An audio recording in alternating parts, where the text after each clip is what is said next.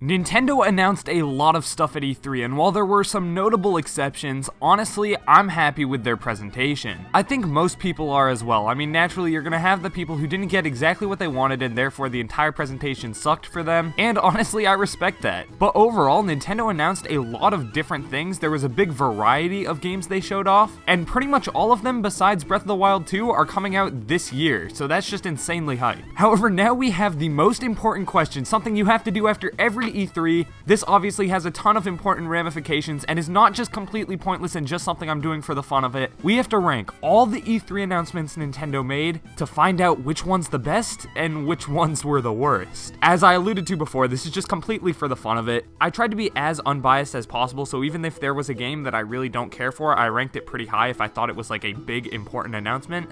But obviously it's just my ranking, so if you disagree with them, make sure to smash that dislike button, but more importantly, let me know down in the comments below what your rankings would be. With that out of the way, we got 12 announcements to go through, so I'm going to start off with Mario Golf Super Rush DLC. Now, every announcement I'm going to mention in this video is a good one, so to say something's the worst announcement just means it was like the smallest or the one that really didn't leave much impact. We already knew Mario Golf Super Rush was going to get DLC, it was all but a given. However, the fact that they're doing a New Donk City golf course is super cool to me. I'm still not even 100% sure if I'm gonna get Mario Golf, but if I see more DLC courses like this, such as maybe like a Comet Observatory one or an Isle Delfino one, I gotta be picking up this game. Next announcement I want to talk about is the Legend of Zelda Game & Watch. I'm gonna be honest, I just do not care at all about these Game & Watch things. I love Mario infinitely more than I love Zelda, just more my type of game, and I didn't even get the Mario one when it was like limited edition for the 35th anniversary, so there's no chance I'm getting this one. I don't even really want it, I don't know, but it looks cool for those who like it, I don't know. At least it has Link's Awakening on it, because that's like my favorite 2D Zelda.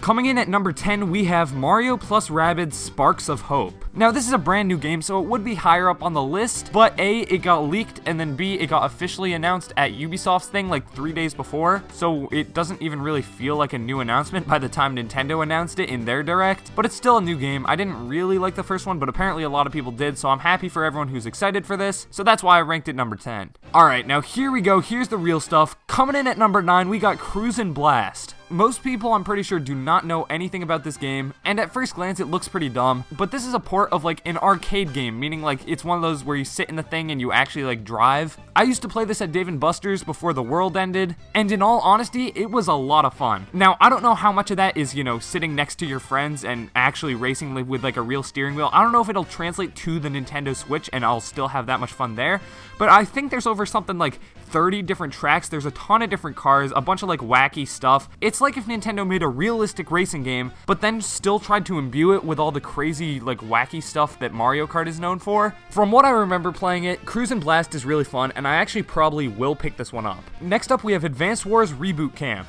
I played the original Advance Wars on the GBA like a long time ago. It was pretty fun. I don't think I finished it. I don't think I really enjoyed it, but it was a pretty cool type of game. This sort of thing is not really my forte. I'd like to actually be, you know, doing the fighting, like driving around the tank and troops rather than just commanding them from like a tabletop perspective. But the fact that they're bringing back Advance Wars at all just means that Nintendo is looking back at those dead franchises from around the GBA GameCube era and potentially reviving them, and that gets me really hyped because F-Zero, I'm pretty sure, died on the GameCube/GBA era. Then you got other Game Boy Advance titles like Golden Sun. Like, all those games could potentially get revived now, and that just hypes me up to no end. Next up, we have Super Monkey Ball Banana Mania. I'd be a little bit more hyped if this was like a Sonic Mania type game where it's a new game in the style of the older games rather than just a remake/like remaster of the original older games. But anything to get that classic Monkey Ball action is good for me. I used to love Monkey Ball back in the day, so I actually definitely will be picking this one up. Like, it's just a fun game. Next up, we have Shin Megami Tensei 5. Honestly, I really do not know anything about Shin Megami Tensei. I don't really care about it at all, but I know for a fact the franchise is pretty huge, and the fact that the 5th one is exclusive to the Nintendo Switch is a pretty big deal. However, I haven't really seen too many Shin Megami Tensei fans just freaking out about this. It seems to be pretty standard by that series' standards, so I'm not going to rank it any higher than this, but I'm happy for fans who are looking forward to this. Alright, next up we get into the big Nintendo announcements. The first one is a Tekken character in Smash Bros. Kazuya in Smash is pretty cool.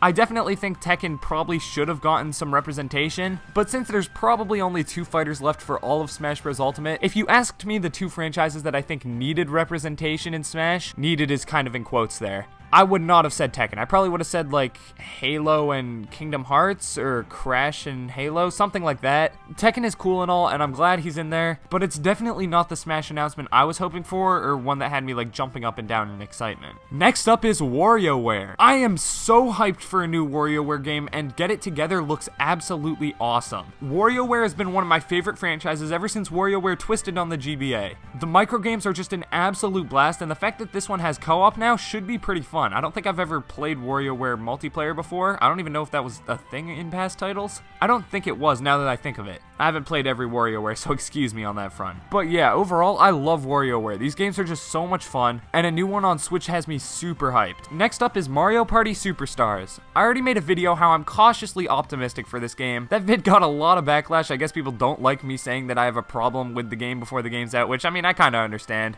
Basically, to sum up that video, if you haven't watched it or started watching it and then clicked off because you didn't want to hear me rant about the game, I'm looking forward to this title. I am. I can't lie. The fact that we're finally getting the true return to form that Super Mario Party promised is very exciting for me. I just hope that it does something to stand out, because while a Mario Party's greatest hits, which is what this is shaping up to be, is still not bad, I would much rather this be like an actual entry in the franchise, rather than just them looking back and being like, oh, remember when we could make good Mario Parties? Yeah, we're just gonna do that again and add absolutely nothing new. Nintendo's always been known for innovating in their sequels, and this doesn't really seem like it's doing that, and that's the only thing that has me nervous about this. But besides that, everything about it looks so sick. Except for the 5 boards. Come on, Nintendo, more than 5 boards, please. Like, 6 is the magic number. But yeah, everything besides that, like the 100 minigames from past titles, stuff like the chance spots, the new item, like, economy, because all the, stars are worth 20 now. Like, everything about it just seems good. So I'm crossing my fingers that they just add in something new or something original to kind of give this game its own identity. The second biggest announcement Nintendo had from E3 was the Legend of Zelda Breath of the Wild 2 trailer.